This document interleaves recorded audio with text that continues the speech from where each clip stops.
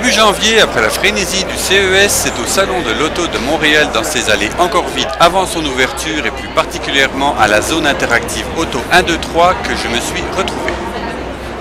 On y trouve des simulateurs de Formule 1 plutôt ludiques destinés au grand public et un impressionnant simulateur de voitures de course destiné à la formation des professionnels.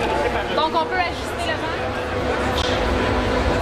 Montée sur vérin hydraulique et contrôlée par une série d'ordinateurs, cette plateforme de simulation reproduit le plus fidèlement possible les sensations qu'un pilote de course automobile est supposé ressentir. Et si toutefois l'envie vous prenait de l'avoir dans votre sous-sol, il vous faudra débourser autour de 250 000 $.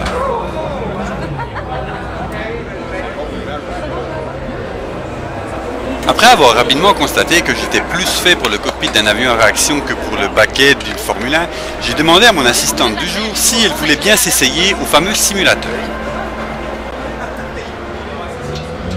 Et à mon grand étonnement, la petite demoiselle, elle s'en est plutôt bien tirée. Il faut dire qu'elle est aussi pilote de Cessna, donc elle a l'habitude de se rebrasser.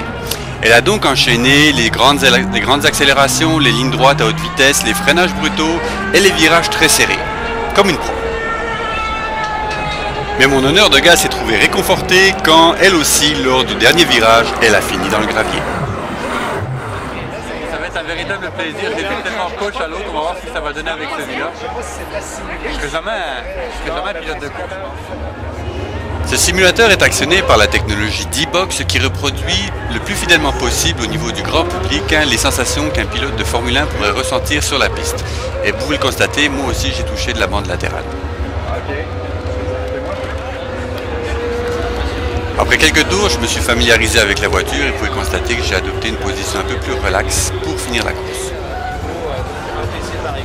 Donc si vous voulez essayer ces simulateurs, rendez-vous au Salon de l'Automobile de Montréal édition 2010 au Palais des Congrès jusqu'au 24 janvier. Et pour terminer, je vous laisse avec ces quelques images du conducteur professionnel de la compagnie Exatec qui a développé le simulateur pour pilotes professionnels.